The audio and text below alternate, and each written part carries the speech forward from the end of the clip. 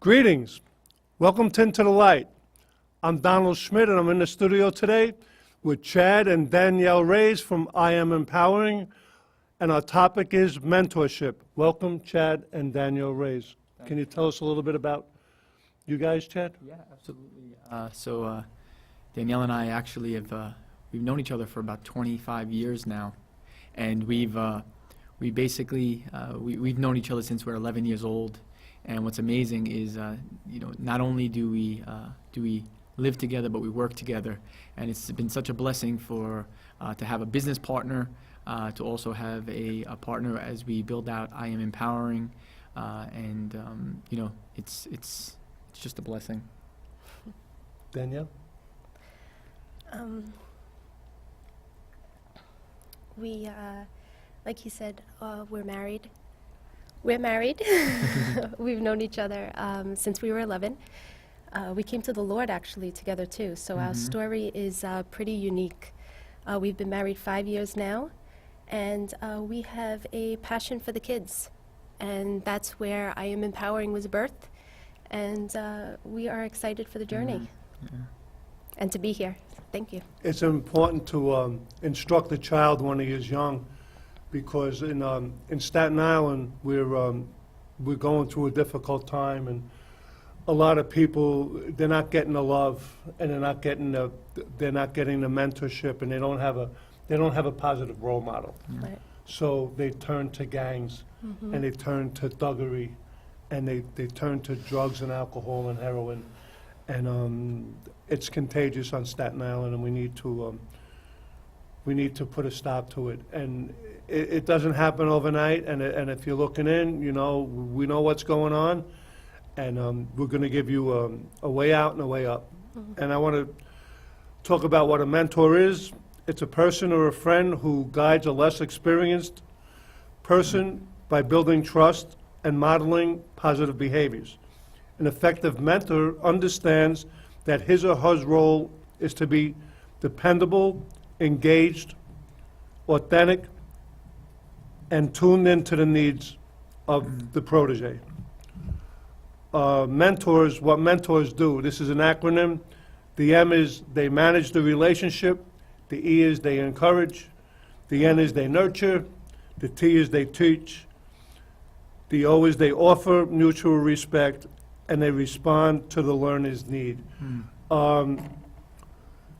Sometimes if you have a teacher, a good example is when Jesus said, "Follow me." And he took the fishermen, and he was making believers out of them, and he was going to make disciples out of them. And a disciple is a disciplined learner. Yeah. And Jesus had an inner circle, and he had 3 in his inner circle, and then he had 9 more, and then he had the 70. So it was like each one teach one, and each one meets one. And that's what we want to do in Staten Island. And if we get them when they're fresh into their teenager years, before the temptation comes, because we know that the enemy comes to steal, kill, and destroy. And Jesus came to destroy the work of the devil. And with Jesus in us, the hope of glory, we have Satan under our feet. And he's a defeated foe. So he ain't got no feet. He's defeated. Yeah. So he doesn't have a leg to stand on. And I'd like to hear from our guest today on mentorship. And Chad, I'll turn the mic over to you. Great. Well, I think that mentorship is so important as you continue to pour into the next generation. And I had someone share with me a while back that it takes about 40 years to see a change in culture. And I think the things that we're seeing today, particularly the drug epidemic and things like that started 40 years ago. It didn't just come about today. And I think one of the things that was birthed with my wife and I as we built I Am Empowering was really that these 13 to 18-year-old kids, where they really have the understanding that as they start learning and start developing, the decisions that they make have the ability to impact many others. Our decisions that we make in life are not just, it doesn't just directly and only impact ourselves. It impacts a community, it impacts the people that we're around. And really the goal with I Am Empowering is to really pour into youth, 13 to 18 years old, is to really equip them in that way, to be a mentor, to put mentors around them, to give them the ability to have the highest probability to succeed in life. Yeah. What type of mentors do you use? Do you use businessmen? Do you use actors? Yeah, Do you yeah. use professionals?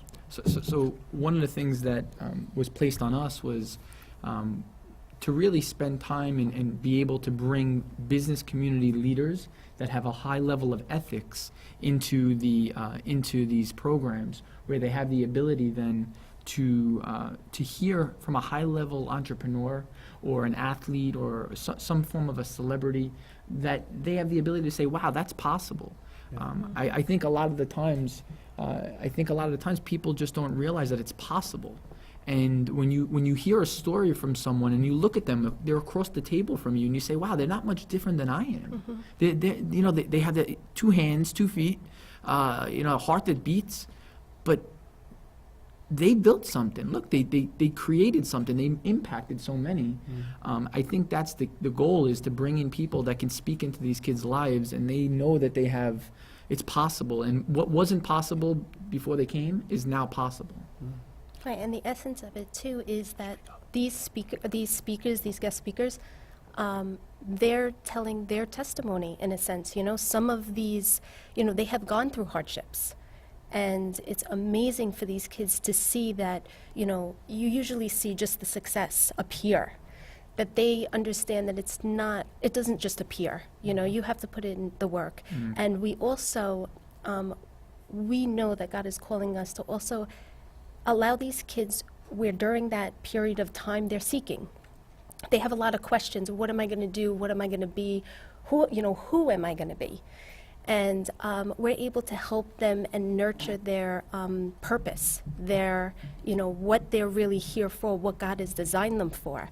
And through a lot of questions and us helping to mentor them and nourish them, we're able to really find their passion. And then these kids are empowered, and now they're going back out to school or to their house, their families, and now they're even spreading that, which is pretty amazing. It's 13 is like a dangerous age. I think I had one of my first drinks when I was 13, and I didn't have a role model. Like my mother told me, go bother your father. My father told me, go bother my mother. So I went out and drank. And there's a book called The Purpose-Driven Life, and it tells us that we were created for God. And it's important to know that. And we had an outreach about a month ago in the park. It was a 3-on-3 community basketball tournament. And we had a guy come in who was a college athlete, and he wasn't very imposing, but he was taught that if he could dribble the ball and control the ball, he would make a difference. So he kept on dribbling, and he had these kids at hello. And That's amazing. he was going, his name is Danny Oach, and he was the ball was going through the legs, and he was sitting there, and he was dribbling through his legs while the legs were walking, and he never missed a beat. But you need a hook. You need a hook, a positive hook, that they can see somebody doing something that they like to do. It's a basketball tournament. Yeah. So the commonality was basketball. Right. And the kids got it, and I was sitting in a place where, when they did an altar call, 4 of the kids at my bench came to the Lord, and That's amazing. and that's worth it. We got to meet them where they're at. Yeah. They're in the streets, and they're unfortunately they're in the shelters, and they're in the, they're in the subways, and some of them are homeless, and we gotta go get them. Donna, one of the things that I think is so important is that these kids, a lot of them don't realize that what they're putting in their mind, what they're listening to, what they're playing, all of the things that they're doing, they don't realize that that's conditioning them. So one of the things that we're doing with I Am Empowering is helping them kind of recondition themselves, because that video game that you're playing all day long, it may sound great, it may look great, but it really sometimes can have a negative impact on you. And a lot of youth don't realize that by society and things that they're around, they're being conditioned. And I like giving the example all the time of tofu, right? Tofu, for those of you that are watching today's show, tofu takes the seasoning of whatever is put around it, right? And these children that are 13 to 18 years old, they're tofu. So if we put positive things around them, they're going to absorb all of those positive things. And if we put negative things around them, they're going to absorb all of those negative things. But they come into this life as tofu. They have the ability to take the seasoning of what's around them. And that's really what I'm Empowering is about, is putting these kids in a situation that they can have people that speak into their life and give them ability and the ability to see a hope that's brighter and a future that's brighter than maybe where they are today. And to say, wow, it's possible. Now all of a sudden we've just changed what wasn't possible before now has become possible.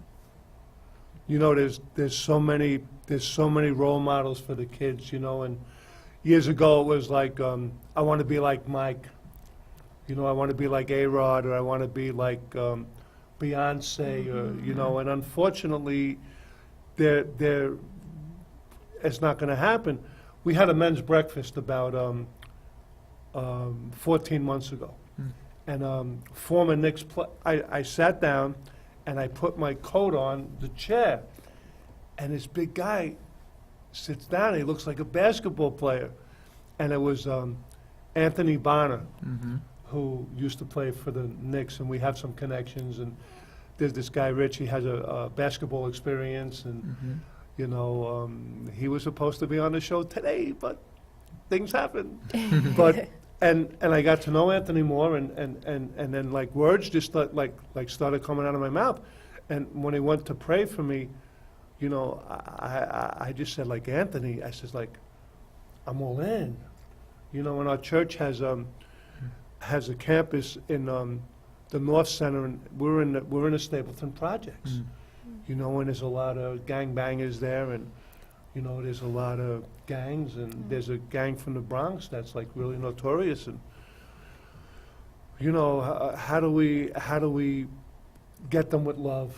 You know, how do we love them? You know, we had a guy approach some of the girls at the bus stop by Campo Bayo, and the pastor was just coming by, and he got to talk to one of the gang leaders, and Pastor Kenny made sense to that guy. And, you know, even if he only came to church for the girl, they knew it was hands off until they changed their life. And there was a guy in the Bible, and he was a tormentor, and his name was Saul, you know, and he hated Christians, and he hated Jesus, and he hated everybody.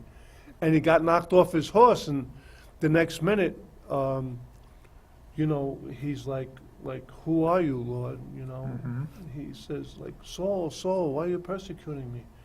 And then he went on to be blinded by the light, and then he went from the darkness into the light, and he had such a zeal for what he believed in, even if what he believed in was wrong, that he could turn it around. So Ananias, you know, went to him, and then he wound up being a mentor and an apostle for Timothy, who went on to be a bishop. And everybody gets another chance. He's not a God of a second chance. He's a God of a fifth chance, a 10th chance, and now salvation is. Now. All you have is now. Now faith is the substance of things hoped for, the evidence of things not yet seen. If you want to make it to the NBA, you got it morning, noon, and night. After school, make sure you get your studies in, because schooling is important. You got to do that. You know, if you want to do ballet, if you're a woman, you got to go to dance school. You know, you got to put in the time and the work. The woman, the girl who was the Christian who won the gold medal for the USA, she just did it. Christians are on the rise, and that we're in the marketplace, and we just need to kids know that we care. We legitimately care, and we might look different, but the Father heart of God doesn't want anybody lost. And You know, Donna, I want to bring up that I think it's important also that we truly understand that we've been built in God's image and likeness, right? So Genesis 1:26 says that we've been built in his image and likeness. Well, the one thing that's really important for our viewers to know is that God doesn't design anything that's not done. God does not design anything that's not done with excellence. So he has designed us to be excellent. He's designed us to use our gifts to impact the world. So I think it's really important that when we understand God's promise and we truly, truly embrace it as his promise to his children, then what that does, it allows us to walk differently. And I say that because one of the things that I Am Empowering has created is an I Am Credo. And the first two credos is I am born to fulfill a purpose. And the second is I am born to be great. And I really think that's important, is that God has designed each one of his children to be great. And we need to really embrace that. And that's one of the things that we teach these kids, is that they've been designed for greatness. unfortunately, society has been dumbed down. Hundreds of years ago, there were kids in the first grade that were well-versed in the Bible, and it was like almost homeschooling. And in 1963 was a pivotal time in the United States. It's when prayer and God was taken out of school. I was 9 years old, and I was in public school. And the year they took me out of public school to go to Catholic school, they took prayer out. And that was 53 years ago. Yep. And we're feeling the ramifications of a godless society, of anything goes, and now it's time to take back what the devil stole. And in Proverbs 6:30 and 31, we have found the enemy stealing, and he must restore sevenfold. For every kid that he took, he's got to return 7. Yep.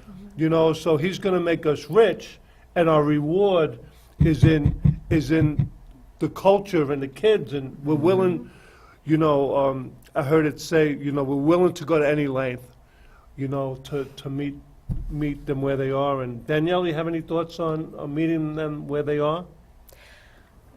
You know, that's what I love about our program. We're meeting them where they are, the point of life that they're in. What we heard from one of the children, incredible young lady, and she said, I go to school, I have career day, I have all these different things I'm involved in, and yet when I think about stepping into the world, I don't know what to do. I don't know the steps to take.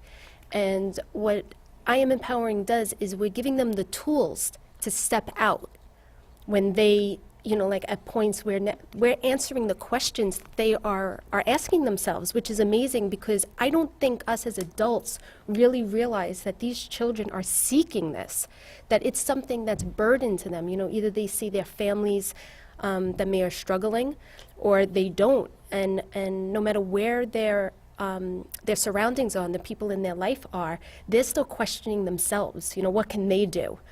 And I just think our program has been able to fill that gap for them and give them the tools, the godly tools that need for success, to be great, and to be excellent, as we're called to. And I think, Don, I think it's important too that when we talk about excellence, right, our culture, we're in the business community, so our culture, I believe, has taken something that is standard, like just returning a phone call as an example, right? Returning a phone call is now considered to be great. When you return a phone call, you do really good business. And years ago, I know when my father, was in business and, working in the union, that was a standard that you just had to return a phone call just to even be considered an employee or a business owner. Now the standard has been so lowered that these kids believe that if they return a phone call, it's a good thing. And one of the things that I believe I Am Empowering has really been called to in the marketplace is to raise the expectations of these kids. Because the truth is that these kids have such greatness inside of them. But if we continue to make them believe that we only expect this, then that's what we're going to get. But if we tell them that we expect this, now all of a sudden they elevate their gifts Because now they say, well, you know what? I have people that expect this from me. And if we expect here, we're going to get there. But if we expect here, we'll get that. And one of the things that I know my wife and I have on our heart, and we're passionate about, is really teaching these kids that you can't just expect to have greatness, but you can be great, but it takes time. It takes dedication. And like anything, if you look at Michael Jordan, right? Michael Jordan, he didn't just show up to the game and become the best player. What Michael Jordan did is he practiced and practiced and practiced. And that's what these 13 to 18-year-old kids should be doing, is really expecting to be great, but then also putting the time that it takes to do it. There used to be a line that was, how do you get to Carnegie Hall? It's like, practice, practice, practice.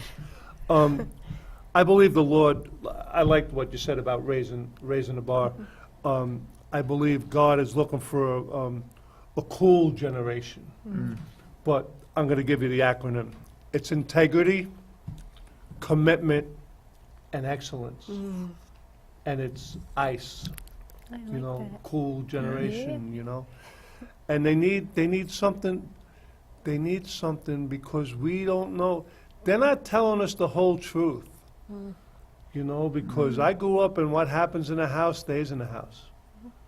I grew up in an Irish Catholic house that, I grew up in an Italian neighborhood where you didn't see nothing, you didn't say nothing. But now we got to get the kids to open up and let them know, and developing trust can be difficult for. We were talking about innocence and purity at the convention that I went to. And a child is innocent and pure.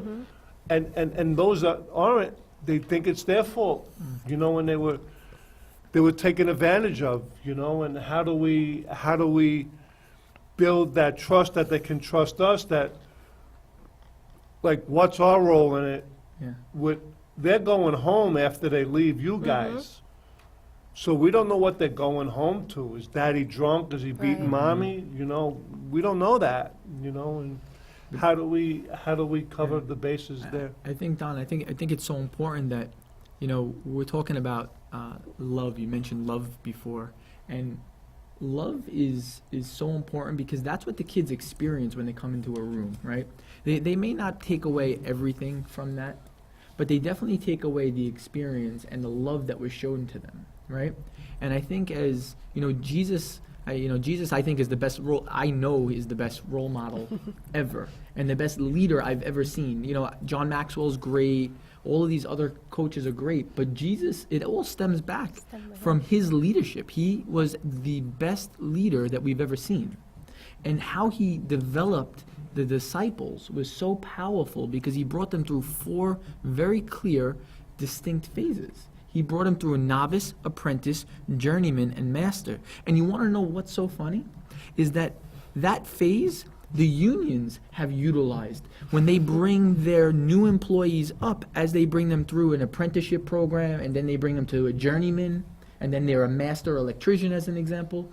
Well, that was how Jesus led his disciples. He literally developed them, he grew them, he nurtured them, and he loved on them. And I think, to your point, what you mentioned before, is that it all begins with love. What Jesus did is he had such a heart for the people that he was pouring into, that they experienced his love, and through experiencing his love, there was transformation. There's a great exchange, that Jesus took when he went to the cross, and we're forgiven because he was forsaken. And love loves at all times. It's patient, it's kind, it's endearing, it's enduring, it's long suffering. And I don't like that one sometimes. But if you're going in the wrong direction and you want to turn to Jesus, just turn around and say, Lord, forgive me. I blew it. I believe you died for me.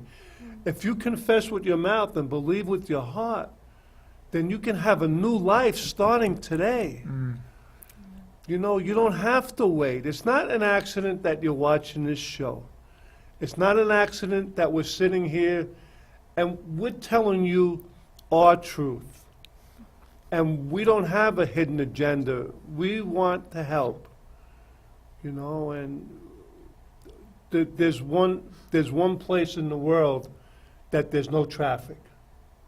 You know, you go to the Van Wyck, you go to Staten Island Expressway, there's traffic. But on the extra mile, there's not a lot of people who are willing to go the extra mile. And when you're willing to do that, you're going to meet some awesome experiences and some people that they don't have a motive or agenda. They just, purity and innocence, you can't put a price tag on that. You know, Don, I think that we have this is my wife and I, our perspective is we have a responsibility to the next generation. You know, I have a friend of mine who works with some of the wealthiest families in the world. And he says that the key to the success of them transferring the wealth and the success of their businesses is that the next generation looking at themselves as the first generation with a head start. So I think the key here is that as we're pouring into these kids, is that these kids should be better than we. You know, Christ said, he said that these things I've done, you shall do greater. So these children, if they have a mentor who has got to hear in certain aspects of their life, then they should be able to go here because they're not starting from here now. Now they start from here. And I think that's so important is that if you're watching this show and you believe that, you know, it's tough and you don't know what's going on right now, or you know, you may have youth or a child who's down and out, remember that child has the ability to start where their closest mentor is. Find them a mentor. Find them someone that can speak into their life.